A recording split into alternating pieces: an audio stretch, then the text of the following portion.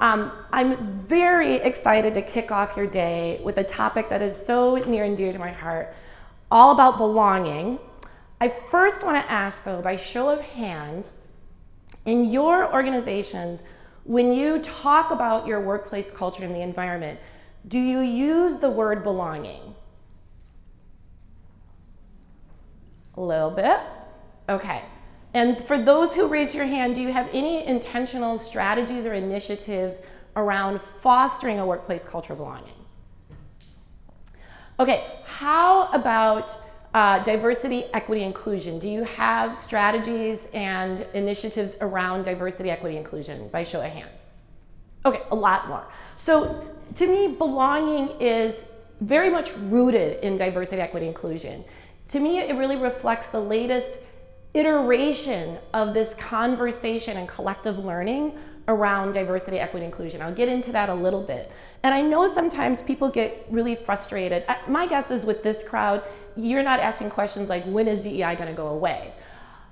I get that question a lot. And I always remind people, in case you are kind of like, well, what's the answer? I always do remind people, it's not going to go away, because at the end of the day, it's about people. It's about creating the environment that we all need to thrive and to be our best. So until all of our work gets automated or done by ChatGPT, there'll be some need for it. But then to me, it's just sort of like an ongoing conversation around things that we're doing in our respective organizations that bubble up collectively across our country and across the world, that we start to think about it and talk about it in different ways. And so I think belonging is really the reflection of that as well. I think it's taking these concepts around diversity, equity, inclusion, and we're speaking about them more thoroughly and more thoughtfully when we talk about them in terms of belonging. I'll get into that a little bit. But the other thing that I really like about belonging, it seems to be a more welcoming and inviting way to bring other people into this conversation, where in the past, I think when we talked about diversity, equity, justice, accessibility, those could be triggering words, or people don't see themselves in it, so they think, well, it's not about me, maybe it's even advantaging people who don't look like me, I don't want to be part of it. But the truth is, to create thriving workplace cultures, it requires everybody to invest in that, because guess what? We all have an impact on the culture just by showing up. And so belonging is a way I think everybody can see themselves in this work, and then everyone is maybe more compelled to do their part. Does that make sense? So that's what I really want to break down today in my keynote, just to kind of kick things off. So what I am going to cover is I'm going to help you understand what belonging is and why it matters to you in your roles as leaders in your organization. Give you some really practical ways to think about what you can do right away to foster a culture of belonging. And hopefully you'll leave with some really good ideas, again, that you can implement right away. That's what I'm going to talk about. Really what I hope the end goal is that you leave as excited about this new way of thinking around diversity, equity, inclusion, how it rolls up into belonging, just as I am. And you feel equipped to be able to jump into this ongoing conversation and be part of it with confidence. Because you've learned some things here today. So, sound good? Okay, and I'm also going to make it a little bit interactive as well, so get ready for that. Okay, so let's start first with the fundamentals. Like, what is belonging? How do I define belonging? And I think it's important to have something tangible around this, because it does feel a little squishy. But at the end of the day, belonging satisfies the basic human need that we all have to have a sense of connection and to feel accepted. But that sounds good, but at the end of the day, how do we know if we have a culture of belonging? How can we actually measure it? So my firm does cultural belonging surveys, and we look at these 4 C's, I call them, 4 categories that of belonging that should be in place in order to really understand if you have a culture of belonging and understand the levers to pull to strengthen a culture of belonging. So the first C is comfort. So that basically means you feel comfortable being who you are coming to work. You feel confident showing up in your own skin. You don't feel like, well, there is a way to be successful in this organization, so I have to work hard to fit in, or based on the way to be, I'm minimizing who I am so I don't stand out in what could be perceived as different or bad ways. So you feel just comfortable showing up at work. The second C is connection. So you do feel connected to your work in a higher way, higher purpose and meaning, that real draw, that real motivation and inspiration for you. And you also feel a genuine connection with your coworkers, warm relationships with your coworkers. You understand them and you feel that they understand you. The third C is contribution. Everyone wants to feel like they matter. People are interested in your ideas. When you speak up, they listen. Your ideas influence decision making. And the fourth C is the very important C that holds all the other three C's together, and that's commitment. Mostly commitment from leaders to be investing in the fundamentals that create a culture of belonging through your words and your actions. Because you all, as leaders, whether you're a leader of the organization or a leader of your team, you are setting the tone. But I don't want to give anybody a pass. Again, we all influence the culture simply by how we show up. So everyone really needs to see that this is part of how they show up. I like to boil down some of these behaviors that we'll get into that foster a culture of belonging simply as leadership skills. Just as you wouldn't hire anyone if they didn't have fundamentals like fundamental communication skills, I think we really need to be thinking about how do we make sure people are showing up and seriously exhibiting some of these fundamental skills around belonging. And we'll talk about what those skills and behaviors are. Now, again, I do, like I said, my firm does a lot of these cultural belonging surveys, and I can tell you what I see, some similarities across survey results in the nonprofit sector, scores really high on which of the four C's would you expect that you would score really high on in terms of how your employees are feeling. Any guesses? Absolutely, connection. And I think Allie or Deborah had mentioned that, right? Generally, people are drawn to your mission because they have a personal connection, something in their life journey connects them deeply to their work, or it's just really meaningful for them. So that's actually a plus. I think you all, that's a great building block. Can anyone guess, generally speaking, and this is across the board, not just nonprofits, which of the C's in a cultural belonging survey scores generally the lowest? I think I heard, say it one more time. Yeah, contribution, a little bit of comfort contribution. And the thing that I'm seeing a lot, especially these days, we do the survey sort of points you like where you should dig a little bit deeper, and we do some listening sessions with employees. It's really a sense of the comfort and the contribution coming together in the sense that people don't feel that they can speak up when they're maybe challenged in their work. Well, so a lot of you are working in situations, the individuals in the communities and the families that you're working with, it's challenging, right? You may be in a role where you end up sort of absorbing a lot of the difficulties from the individuals that you work with. That sits with you.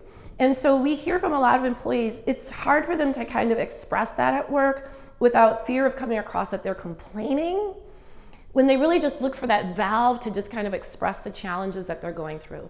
Or if you're a new employee and there's a lot to learn, you're a little nervous to speak up and say, I'm not quite sure I understand or I know what I'm doing here. How do you say that? And you carry it with you, and that creates a burden. And so that combination of comfort and also contribution, can I speak up? Without fear that there'll be backlash of some sort. So that's generally what I see around these four C's. Okay, so like I said, we can break down the components of belonging, we can measure the components of belonging, but at the end of the day, it really comes down to how individuals feel. So this is a little bit of the interactive part. What I want you to do is turn to the person next to you, or if you're in a table of like 6 or so, just figure it out. Turn to a pair or 3 people. And if you don't know the person, introduce yourselves really quickly. But I just want you to reflect on this question and answer. At work, when do you feel the greatest sense of belonging?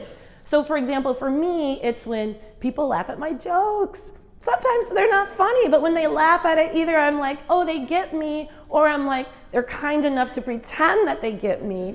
So what is it for you? Just take 1 minute, and then I will invite some of you to share if you don't mind speaking up in front of the big group. Okay, so go for it.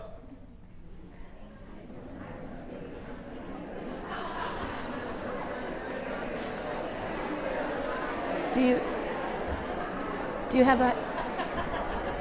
Do you have the hand?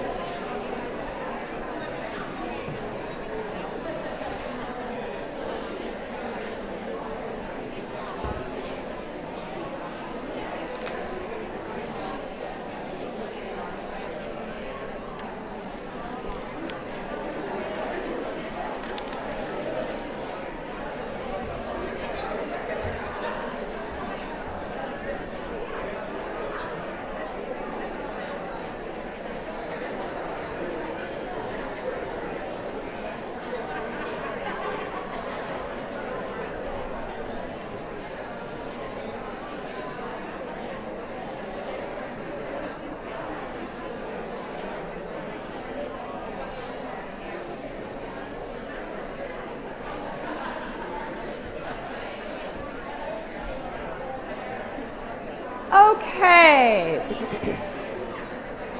All right. I'd love to hear some responses. And I will say, I know speaking up in a large group is not the most comfortable, but just to oh, can you hear me? Nope. Hello? Yep. You can still hear? Oh, okay. But just to maybe extra motivation, I have little prizes for anyone who speaks up. Yes. Yes. Bribing people to participate is not beneath me. All right. Who wants to share? When do you feel the greatest sense of belonging? Yes. Hi. I was just sharing that we always can turn to each other when we have those difficult situations where people need help. We may not be able to figure out what to do, and just I feel like we can always rely on our coworkers to be a soundboard and have that good connection and support. So. I love it. So you feel a sense of belonging when you can be vulnerable with someone and share what's going on and get advice. Yeah. All right. Thank you very much for sharing. Anyone who speaks up, actually just see me afterwards to collect your prize. Yeah. I don't want to throw it to you, but yes. Okay. Maybe one or two more. Yes, in the red back there. Thank you. I feel a sense of belonging when I get invited in. I love that. When you get invited in, yes. And what does that look like at work? Like, what's an example? Like something really tangible.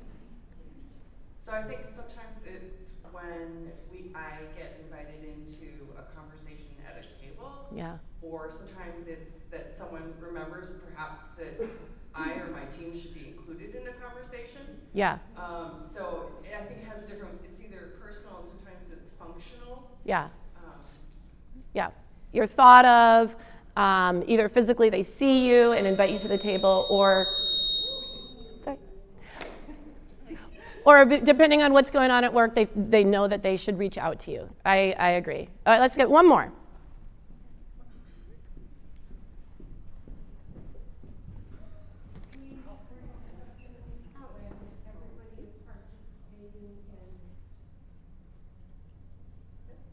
Is it working? No. It is now. We were discussing when everybody has worked on one particular client and we have positive outcomes to celebrate those positive outcomes. So the contribution, you're recognizing the contribution that everyone plays. Yep. Celebrating big milestones, but also little wins along the way. And then we'll do one more. Thank you for sharing. I was just sharing that I'm from a different culture. I have an accent. And when people listen to me, really listen. Sometimes I'm talking and people are listening to me, but they have this blank face. Then it's like, you're not listening to me. But then sometimes I say something with the accent and they don't understand. And they go, what's that? And it's like, they're listening. Oh, I love that.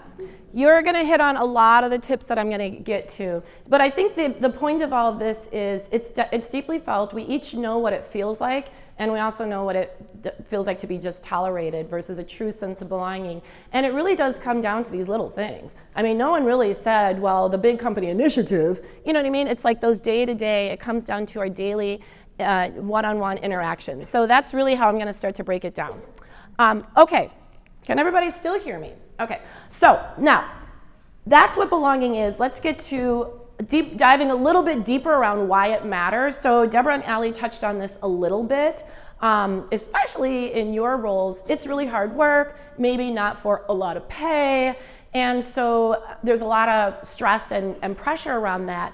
And I think as a society as a whole, our well-being, our emotional and mental health isn't the greatest. We're not trending in the right direction. And so well-being really is, belonging, I should say, is really a pillar for well-being. But let's look at some recent stats that are just not making me feel really good. So loneliness is really increasing. You can see some recent stats here. So the percentage of employees that are feeling a sense of loneliness at work, now from 10% to 85%, huge range.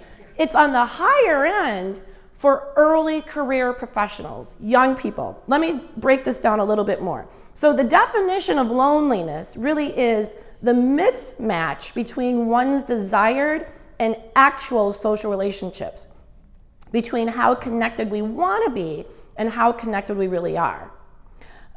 So certainly during the pandemic, social isolation, remote work increased loneliness, especially among young people who maybe hadn't already formed those connections and those relationships at work that could endure more virtually. So according to the Newport Institute, 61% of young adults, so that's ages 18 to 25, reported feeling lonely either almost or all of the time at work. So think about the impact on your early career professionals, your new hires who happen to be younger. The other thing, we talk about this a lot, right? Loneliness can also impact our physical and our mental health. So 57% of employees experience really work-related stress and burnout. I'm surprised it's only 57%. And you know what? All of this really does come down to engagement. So engagement suffers because either people aren't inspired to do the work or they're not at work to do the work, right? Some of the emotional and physical toll of stress, burnout, and loneliness can result in absenteeism, as well as, again, just being really distracted, and that hits engagement, it hits productivity, but mostly it just hits, people not really moving your work forward in the way that they need to, and the work that you do really is so important. Okay, so that's a little bit of, again, why belonging matters. There's a lot of research that's happening around this. This is from the Mayo Clinic that really just shows, again, that basic human need that we all have to feel connected and accepted is really a pillar for well-being. That's one reason why it matters. The other reason is you just are going to achieve better outcomes with a culture of belonging, right? So again, if people feel confident being who they are, that's more mental capacity, energy, time to really focus on their work. And that means they're going to be speaking up in meetings, they're going to be contributing their ideas. That leads to better decision making. Better decisions lead to better outcomes. And then certainly you're an organization, again, where you're achieving great results, but the way you do it, people feel that sense of comfort, connection, contribution. They feel a sense of commitment to the organization. And that helps with recruiting and retention. So again, ample research that shows organizations that really do invest in the pillars of belonging, which I'm going to get to, it's diversity, equity, inclusion, accessibility, justice, show better outcomes across the board. Not to belabor the point, but I think it's so important that we're all on the same page and we're really inspired why belonging matters. When you have a culture of belonging, people feel confident being who they are at work. They're not spending extra mental energy worrying about trying too hard to fit in or worried about standing out. That means they're going to engage. They're going to pull from their unique backgrounds and perspectives, share diverse ideas. When you can look at your challenges and opportunities from a multitude of perspectives, it leads to more thoughtful, creative, innovative decisions, better outcomes, and then you've got this flywheel, right? It really starts with how one individual feels, but it rolls up to collectively. You've got a great engine going, right? And all this leads to the ability to attract the best talent, engage the best talent, and retain the best talent. Okay, sold? With me? Okay, so sounds really, actually, sorry. If still you're not sold, I got one more for you. I got one more why you should care about belonging. You should care about belonging because the youth of America cares about belonging. I always like to say, if you want to know what workplace culture trends are common 3 to 5 years from now, look to see what high schoolers are up to and college kids are up to. I got 3 kids that fall in that Gen Z category. I am studying them all day long to see what are they talking about, how are they talking about, and I can definitely tell you things that I saw them doing in middle school, I now see emerging into the workforce. Give you a really quick example. So my oldest son, who's now 20, he's a junior in college.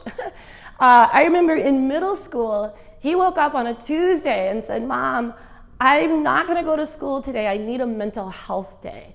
And I said, "Oh, what?"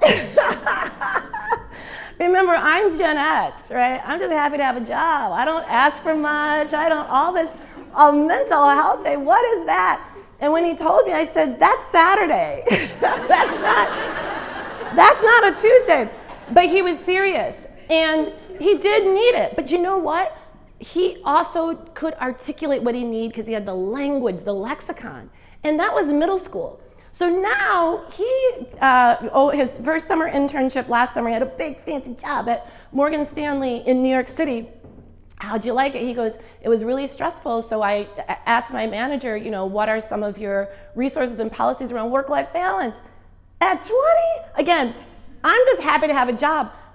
They're immersed in this. They have the language. They can show up and articulate what they need. We got to be ready for them. So my daughter is a freshman at the University of Virginia. Dropped her off, in August. I was actually surprised how much this topic of belonging was the focus of almost everything, of parent orientation, student orientation, dorm hall orientation. This is a picture of the convocation. All the freshman students came together and the president spoke and shared words of wisdom. Belonging, belonging, belonging. Why? They know those statistics I just shared with you, that's their demographic. They care about these kids. They're worried about these kids. They ask these kids, "We want you to belong. What might get in the way of that? Are you a first generation student? Are you a transfer student? Are you a college athlete? Did you come from a rural background, urban background?" Everybody is showing up worried that they're not going to fit in, especially their freshman year. They've gone overboard to talk about this, to let them know what the resources are, to make sure they speak up for mental health. That population is at risk, and the schools know it. Also, the schools know when people feel that sense of belonging, they're contributing more, their thoughts, their ideas, and that leads to a thriving learning environment. And they're in the business of learning. And then the third reason they said is knowing how to contribute to a culture of belonging, which is being confident in yourself, but also allowing other people to be equally confident, is a leadership competency. So they hammered on those 3 things. So I'm talking about these 3 things, but these students When they come out in 2027, they're going to be sitting in your interviews and asking, tell me about your culture of belonging. What does it mean? They've got the language now. So anyways, if you didn't believe me before, this was like my, well, now you have to. Okay. So important, but guess what? We all have work to do. No organization, we're early-ish in this journey around thinking about belonging in a really deep and thoughtful way, and how does that translate into the workforce. So we have more work to do, and this is a stat from the Deloitte Institute of Inclusion. One way to think about belonging is, again, to what degree are people minimizing who they are, working too hard to fit in, afraid of standing out? It's a phenomenon called masking. So not the COVID masking, but masking, minimizing, hiding who you are to fit in. So this stat shows that 61% of employees, this is more than half of the workforce. So think about your own organization, 61% of employees mask at work. And you would think, okay, I know in the nonprofit sector, you're more women dominated. So you might think, okay, well, men in the minority, maybe they feel that way. Or people of color who might be in the minority feel that way. No, this is 60% of humans. Because again, everybody has something where they feel that they just have to work hard to fit in. But now, to the degree to which it happens and how much it weighs on you, it can cause a lot of stress and anxiety. That can lead to absenteeism. That can lead to reduced engagement and productivity. And if it's really extreme, it leads to attrition. So again, like I mentioned, my firm does these surveys across the whole organization around a culture of belonging. But I like to throw this question up just as a litmus test, right? To what degree are we always editing ourselves at work? Afraid to stand out, not really being our true, authentic selves in a confident way. Sometimes it comes down to just how do we show up in meetings. So I just want you to reflect on this question, and by show of hands, if you don't mind being honest, let's just take a pulse of this room. For you personally, reflecting over the past week or so, was there a time when you didn't speak up, ask a question, or express your authentic opinion? Just by show of hands. I'm gonna say about 60% of the room. So we all know that we can all do our part to create an environment where maybe that number is 20%. I don't think it'll ever go away. But just as an example of we can all do a little bit better, a little bit more. So let's get into what does that look like? So I'm going to sort of walk you through step by step how to create or foster a culture of belonging. Now, if you think of belonging as the outcome, the cake, I need to start first with the ingredients, and then I need to give you the directions. So these are the ingredients. The ingredients to belonging, ingredient number one is diversity. Now, diversity is an easy ingredient because it's just there. But the nice thing about belonging is when we think about diversity, we're not thinking only in terms of those superficial dimensions of diversity that are obvious to see, that we tend to focus on a lot here in the United States, race and gender, for example. Belonging is more thorough and more thoughtful, and it's a broad and inclusive understanding of diversity, and an appreciation of all the many dimensions of diversity, the obvious ones that we can see, and the hidden ones that we can't see, and the intersectionality of how they all work together. Because that's what makes each of us unique. And our degree of feeling that sense of belonging or not isn't based on one dimension of our diversity. It's based on everything that makes us who we are, our backgrounds, our life stage, where we grew up, how we grew up, our education, our family status, our learning differences, leadership styles, strengths. All of that is rolled up. And so belonging really takes into account diversity isn't one-dimensional, two-dimensional, it's not superficial, it's everything. And this is where I think the hook for people who would say, well, I'm not diverse. Again, there's not some diverse people and non-diverse people. We're all people with dimensions of diversity that make up our identity.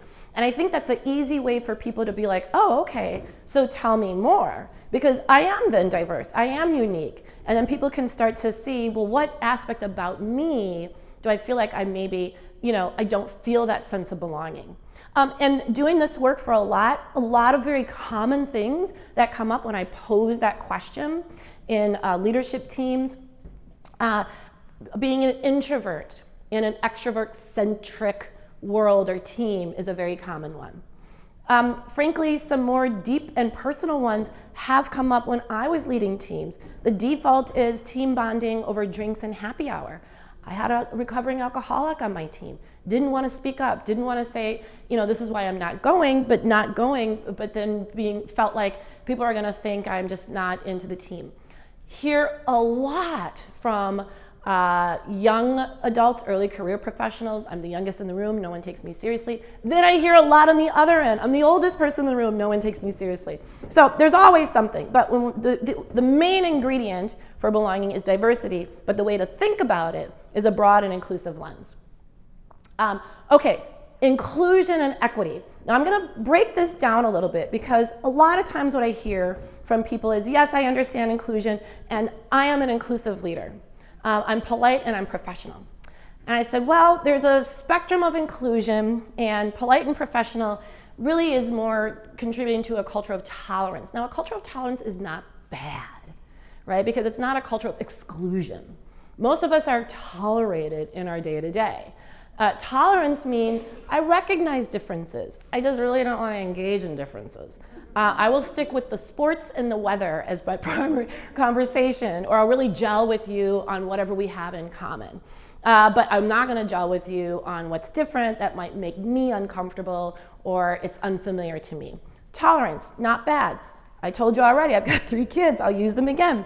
They tolerate me as their mom. I know they love me deep down inside, but they're like, no, Mom, don't come to school. We don't want to see you. Like, oh my God, Mom, you're so embarrassing. So, they tolerate me. And I think we all know the difference between tolerated and a sense of belonging. And when you shared, person in the front with the plaid, when people talk to you, you have an accent, you can sort of see when you're being tolerated. They're not being rude, but you can tell that they're like, okay, tolerance. We can all do better, but doing better isn't hard. It does take some intentionality. So what's the next level of scale in true inclusion? It's acceptance. It's just recognizing my way of seeing the world is just that. It's my way. Boy, I wish everybody saw the way of the world I do, but they don't. So I have to be humble enough to appreciate other people see the world in a different way. Again, to my kids, I don't like the fact that they shun me or they don't really talk to me, but I do understand they're at a different life stage than me. The next level is respect. It's getting harder. Respect is when you don't agree with something, you don't like something, it's very unfamiliar to you, a difference, but you are willing to respect it anyway because remember, respect is a two-way street. So what that looks like with my kids is I respect that they're at an age where they need to exert their independence. I don't like it, but I do respect it. Just as I hope they would respect me when I need for them to not ask me for money when I'm a Zoom call. Right? It's respect is a two-way street. But the pinnacle of true inclusion is really appreciation. And that means you value diversity so much because of all the things that we talked about. Diverse perspectives, life experiences leads to better thinking, more creativity, better outcomes. You are willing to be flexible in your approach, and that's the equity piece. Equity is just being flexible beyond one size fits all.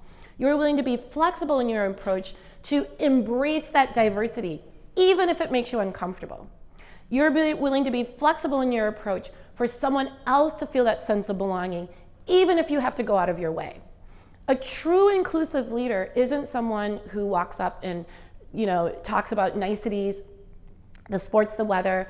You're creating a culture of tolerance. A true inclusive leader will read the room and say, if I'm feeling comfortable in this room, someone here is feeling uncomfortable because of the dynamics. What can I do to step out of my way and take a flexible, equitable approach to help everybody feel that sense of belonging? What that looks like with my kids, just to make it really simple, is if the end goal is I want to spend time with them, I got to figure out how to spend time with them in ways that's interesting to them. I have to go outside of my comfort zone and sit with my boys and watch a Marvel movie. Shoot me now, I would rather not, but if I want to spend time with them, I'm meeting them in a way that's comfortable for them. I'm being uncomfortable. And sometimes as leaders, we have to do that. We're setting the tone for others. Our real job of leaders is to bring out the best in others. So that means we got to maybe do a little bit of work around that. For my daughter, the same way, applying a truly inclusive and equitable approach is I follow her to Forever 21. Shoot me now. I really would rather want to, but I'm spending time with her. All right, so does everybody understand sort of the true difference when I talk about inclusion and equity? Those are the ingredients, along with diversity, the ingredients for belonging. But now I promise to give you the instructions. So the instructions are the action steps, the behaviors. What do you do with these ingredients? And to me, there's really 3, I call them inclusive behaviors, that if you can practice in your daily interactions, in your daily decision making, because again, when you all gave me examples of when you feel a sense of belonging, nobody said it's the big initiative, it's how that individual made me feel, right? So there's 3 categories of behaviors that are really easy to do. I'm gonna break it down, give you tons of examples. And I really, when I do this work, I don't like to pull people out of their work. You're too busy. That's not sustainable. I like to think about how can you apply these behaviors to your work, what you're doing anyway. And most of us are in meetings. So I always have an eye of how could you show up in a meeting a little bit differently with these inclusive behaviors in mind to create that culture of belonging in meetings more often than not, so you just get a more highly engaged, better meeting. So inclusive behavior number 1 is to be self-aware of your own identities as well as your blind spots. There's 2 pieces to this. I want everyone to view the diversity that's inherent in you as a true asset. Again, diverse life experiences, backgrounds, diversity in terms of gender identity, age, religion, all that gives you a unique perspective on the world and the work. The workplace needs to know really what you think based on all of that in order to, again, have a multitude of perspectives to lead to better decision making. Whatever makes you unique, whatever you feel that, gosh, I'm standing out in some way because my identity is somehow different, is an asset. You must lean into that. It is an asset. At the same time, I don't want you to over-rotate and say, I'm wonderful because look at me. You also have to be humble enough to know your identities and your way of looking at the world is just one. Everybody else has theirs as well. So you gotta have a little bit of space for both. So appreciate the diversity inherent in you as an asset and also acknowledge the limitations of your own experiences. Sounds good. What does that look like? How do I show up in a meeting better? Here's how I try to show up in a meeting, keeping this in mind. So one way is, I just really do, sometimes we don't reflect on what makes us unique. We just show up and assume like, well, this is how everybody sees the world because, everybody's like me. So some of it is just being a little bit self-aware. So even before showing up at a meeting or a decision or a discussion, I will pause and just like, well, what am I bringing to this? Either unique experiences that I think might contribute, or, do I already have idea, belief, assumption in mind that I just want to be mindful of. So that's number 1. The second one, again, is to know that when other people are contributing based on their experiences and it makes you feel uncomfortable, to not react, but to respond. When that emotional response comes up in you, know that it's born out of my unique experience and whatever somebody else is saying or doing is out of their unique experience. So before I react, can I just sort of reflect on what's making me feel this way and have a more thoughtful response as opposed to a knee-jerk reaction. And the third thing that I try to practice in meetings, and honestly, this is a big one, especially if you're a senior, right? Because again, you're sort of setting the tone. And I said earlier, a lot of the stress and the sense of not feeling a sense of belonging is people can't speak up because they feel like they always have to have the right answer or do the right thing. When a leader says, I'm reflecting on, my background and appreciating the limitations of my experience, I gotta tell you, I don't know.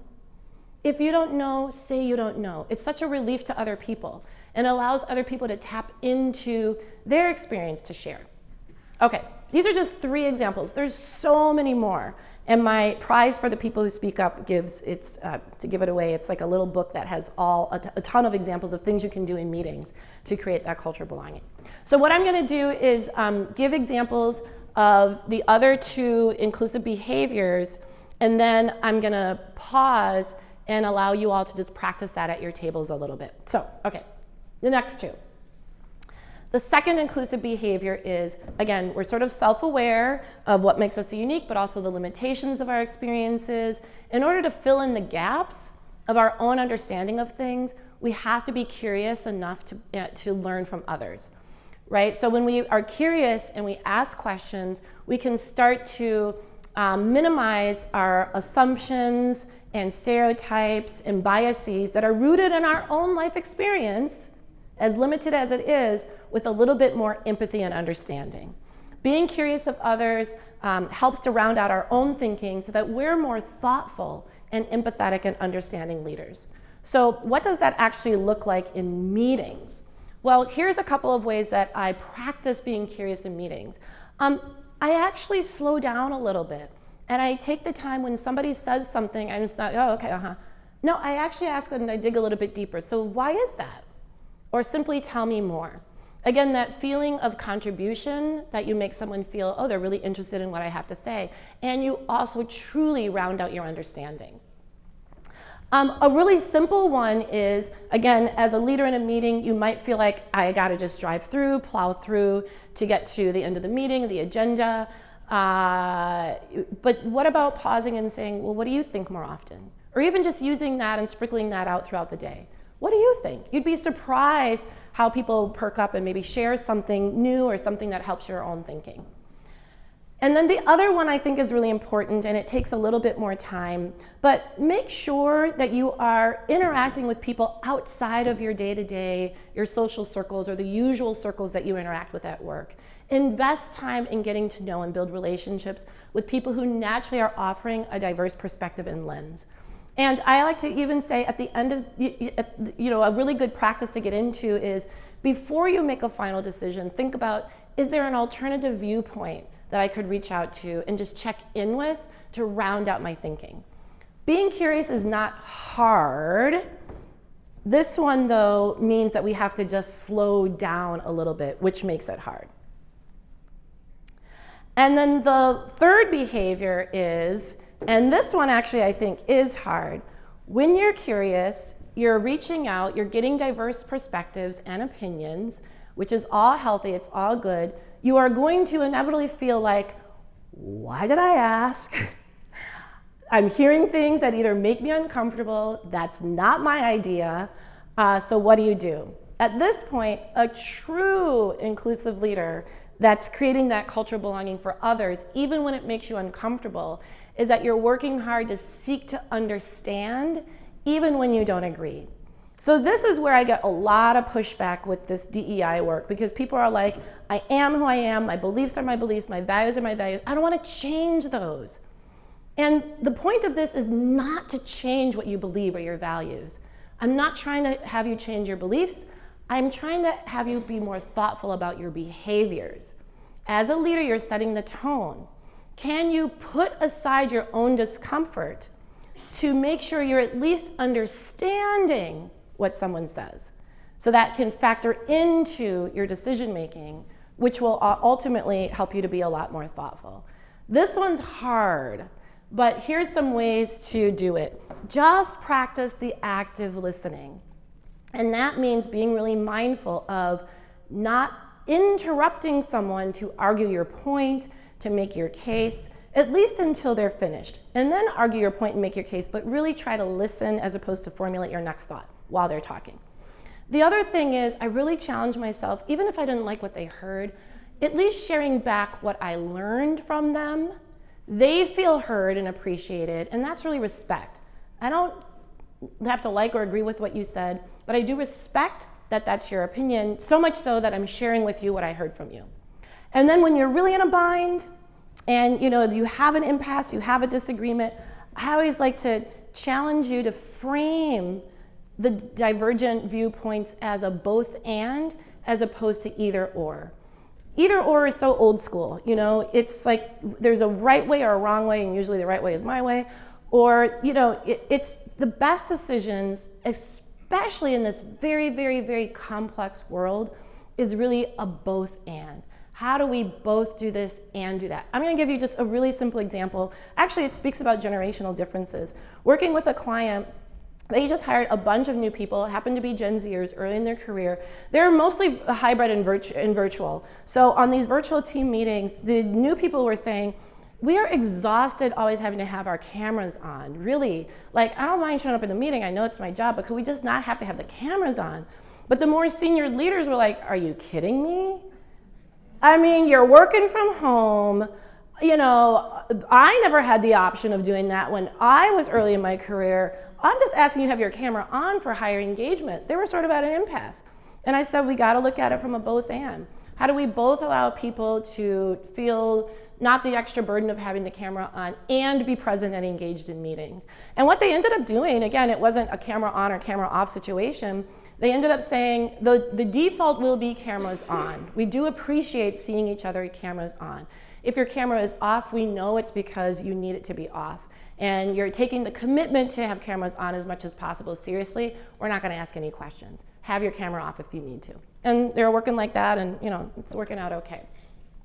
Okay, any questions before I give you a challenge to kind of put these 3 inclusive behavior best practices into practice? Any questions or comments about any of this so far? By show of thumbs up, thumbs sideways, thumbs down, is it making sense? Is there anything that I either flew by too fast or you're just not quite buying it? I have a question. Yes. My question is, when you gave those examples of like what you might do with your kids, like go to Forever 21, for example, can you give us an example of a situation of what you might do with a colleague who you don't relate to as well, or you're not into the same things? I would start with with the end goal in mind, right? So I'm assuming in this scenario, the end goal is I want to build a better relationship with a colleague, and we just don't gel, right? I would start with the end goal, and then I would invite the person, what are some meaningful ways? And then I would go out of my way to do that, and then hopefully set the example that they reciprocate. I'll actually give you an actual example. So remember I said when I was leading, and I was doing the default happy hour, and the individual on my team finally couldn't take it and came to me and said, I'm a recovering alcoholic, come on. And that dawned on me. I was like, I didn't even ask. I didn't even ask what's a meaningful team building, right? I just sort of did what was easy and convenient for me and maybe what I orient around. So we sat down and I said to the team, I had a leadership team of 5 people at that time, and I said, the goal is that we spend time together, we build that trust, camaraderie. What are your ideas? And what they ended up coming up with is they said, we'll each take a month and we'll plan it and we'll do something that reflects something that's meaningful to them. So we took guitar lessons because one person on my team really loved guitar. We did pottery. One person loved that. We did kayaking. So it really sort of expanded it to each person was proud to do it because they got to show a little bit of themselves. Everyone had to be pushed outside of their comfort zone at some point, but it really showed again, asking, really listening, inviting people in, and then being flexible enough to do it. So boil that down with just like on a one-on-one, but that's a very good question. Any other questions or comments? Let's just do a time check here. Oh, we're good on time. Okay, so here's your challenge, and it's really more of a fun challenge, help you get to know each other, warm up for the day, but actually do start to practice these behaviors. And I say practice these behaviors when the stakes are low, because if they can just become habit, they'll you'll utilize them when the stakes are a little bit higher, when the dimensions of diversity that you're trying to bridge across are maybe more consequential. It's the same behaviors.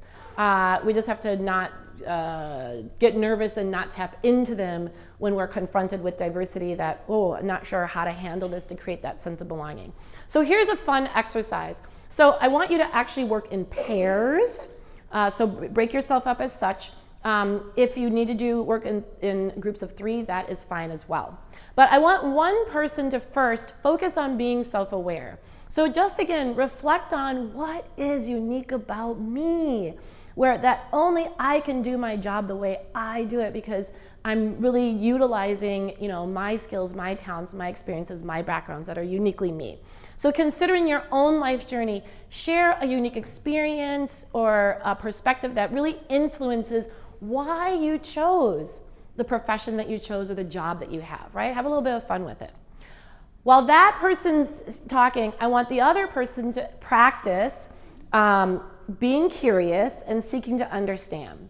So be curious by simply asking, well, why is that? Or tell me more, or a follow-up question. Really challenge yourself to listen and to be intentional about that. And then share with the person what you learned from them. That could have been just interesting, new, or noteworthy, right? To show that, again, you are really seeking to understand. These are the behaviors.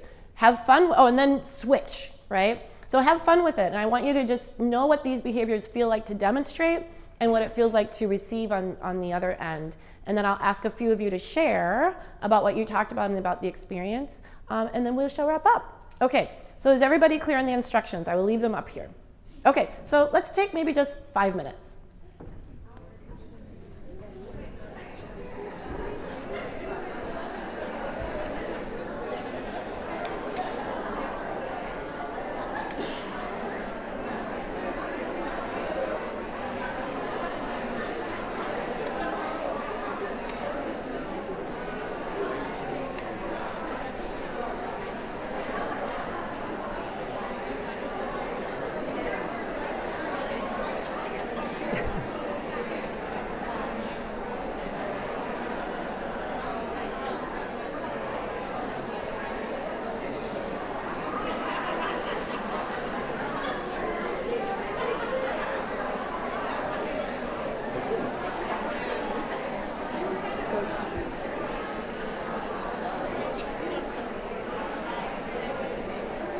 Turn this off.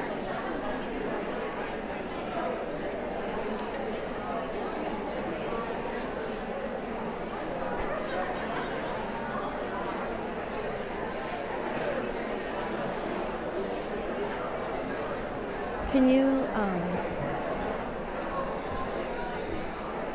you get one of me? Is it possible to get like me, but also the room? The photo of you? Yeah, but like on the stage, but also like with some. Oh, you know what? Maybe do you have any from the back of the room that gets people's heads? Oh yeah. You have a bunch of those? Okay, cool. Thanks. But if you wanted to just stand right here, I could. Okay. Or if you wanted to stand like in the middle, I have a zoom lens on. So Well, I think the just main thing is people will see me on stage, but then from the back of the room, if you see that the room is full, no, that's I like got the main. plenty full Okay, shots. yeah, that's the main thing. I made sure of that with the intention of that. Okay, cool. Show the room, Thanks. but you got nice shots in there. Okay. Cameras locked on you. Sound was getting a little funky in here earlier. Oh, the sound was not so good? For the room, not for you, you're fine. Okay, yeah. Yeah, I could hear a little feedback, Yeah. but, Okay. It's coming together. Can I see any? Can I see any? I don't think I even want to. It might depress me. Never mind. I shouldn't have asked. Never mind. Wait till I get the right one. You'll see the wrong one then. I gotta learn not to do that to clients. Nope. Wait till You throw them off? people just want to see them. And, Yeah. I know what I gotta do. Yeah. I'm trying not to do flash in here to not throw people off. They're sitting there watching me. So I tried to wait when they like started talking like this, and I can get distracted. But we got some nice footage. Photo. But you're not staying the whole day. I have one more workshop after this, and then I'll stay for lunch and then head back. Okay. You want nothing from that? Nah.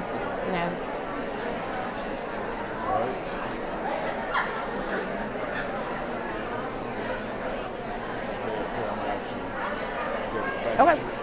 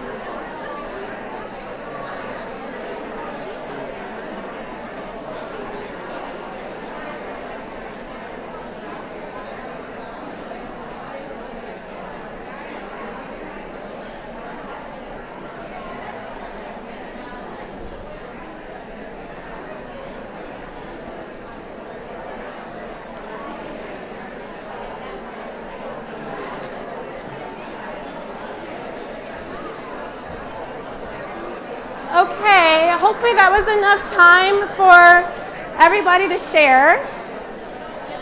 And I'd love to hear from one or two of you, if you don't mind. I'd love to hear from one or two of you, maybe your answer to the question, something about your unique life experience that led you to the work that you do, but then also how did it feel to be on the receiving end of somebody who is intentionally seeking, or being curious and seeking to understand, or also being on the giving end of it. So anybody like to share? Oh, right there with the red, yeah. Hello. Hi. Dr. Janine Swenson. I'm from Milwaukee, Wisconsin. I want to compliment you on your beautiful slides.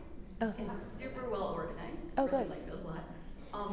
So sadly, I think I'm at the wrong conference.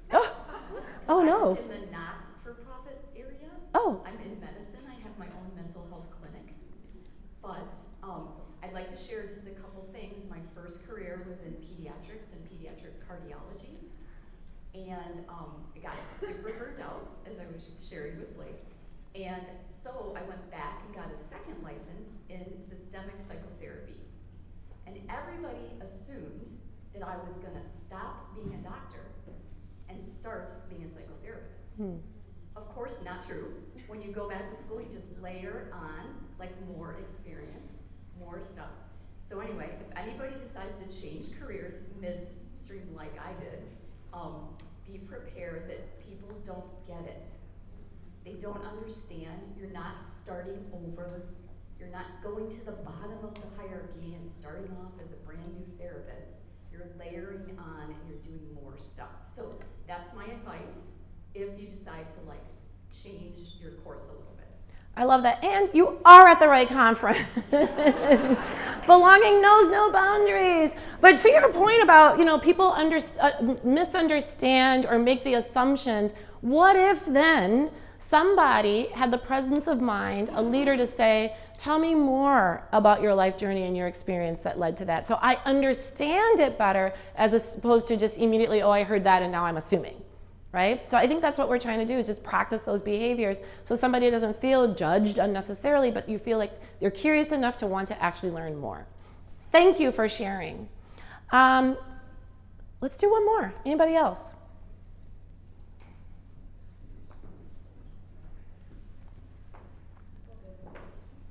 Hello, everyone. Oh, it's not on. Can you hear me though? Mm-hmm. Hello? Okay. So, when Kirby and I spoke, I'm Felicia Dalton, if you didn't know. So when Kirby and I spoke, actually the life experiences that we both had is actually what brought us to our current profession. It was definitely different lived experiences. However, it guided our path in how we got here. And I think sometimes when you work with coworkers, you don't realize it and you just take people at face value. But then when you have those conversations, it's like, what? I never knew that. So, yeah. I like that. Next time I'm going to title my slides, what? Because that's actually what this work is all about, right? Two things. Investing the time to be curious, seeking to understand. You do get to know people beneath the surface. That really is the source of belonging. It's also the source of true joy in life, warm relationships with connected relationships with other people. The workplace is no exception. So that's number one. We could all use more joy at work if we kept these things top of mind. The second thing is there's so much diversity around us that goes untapped because we're dealing with the superficial and we're just plowing forward to get our work done. Spending a little bit of time to understand diverse life experiences and perspectives that can inform your work in new ways, if just given the opportunity to come out, really is an asset. It's truly a differentiator. In the interest of time, I'm going to wrap up, but I hope your main takeaways are reframing diversity, equity, inclusion, justice, accessibility in terms of belonging is, I think, a really effective strategy. I think it reflects a maturity of thinking around this work in a way that invites people in to see that everyone can be a part of it.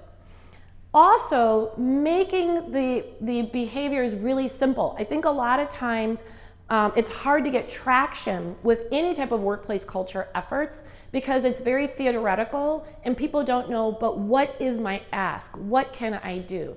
I tried to boil these down into just examples of behaviors that we can apply in our day-to-day, in our daily interactions and decision making. As a team, you may want to think about it a little bit and decide what are some rules of engagement rooted in belonging that we can all hold ourselves accountable for. So it's going to be taking it that next step. I'm actually doing one of the breakout workshops, and I'm actually going to give 2 case studies of 2 different organizations, a really big one and a really small one, how they took these behaviors around belonging and embedded them into the organization in a sustainable way to really transform the culture. So you can actually see what it looks like to take these concepts and integrate them into your operations. What else do I want to say? Yeah, I think that's it. So so for those of you who are brave enough to speak up, join me afterwards. I'm going to give you your little books. It's just a little flip book. It's called Everyday Acts of Inclusion. Small little things that you can do in meetings, in your daily interactions to channel that sense of belonging. And if you don't get a book, you can scan this QR code and download the digital versions of my resources that all help you to be that leader that fosters a sense of belonging, and the truth of the matter is none of this is rocket science. All of us as leaders know these things intuitively. The challenge is we get so busy in our day-to-day. So what I really like to do is equip you, one, inspire you to remember why you're taking the time to focus on these things, that many of which you already do. Continue to double down and do them with confidence because they absolutely make a difference. But 2, pick 1 or 2 new habits that you can just weave in until it becomes habit, because then when you're confronted with issues, challenges that really push you outside of your comfort zone, you have a baseline from which to start to really bridge across some of those differences when it matters most. I'm going to pause there. I do think we have literally a minute for any questions that you may have of me. If not, I will be sticking around for my workshop. I'll be sticking around for lunch. I got a little booth outside, so lots of opportunities to approach me and chat and share your own experiences and ask questions as well. But with that, I am going to say thank you so much, and I am really looking forward to the rest of this conference. Thank you.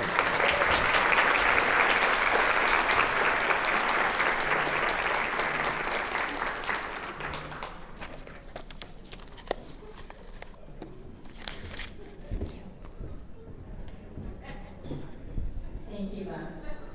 You've given us all a lot to think about, and I have a feeling we just scratched the surface of this work. So, looking forward to learning more from you.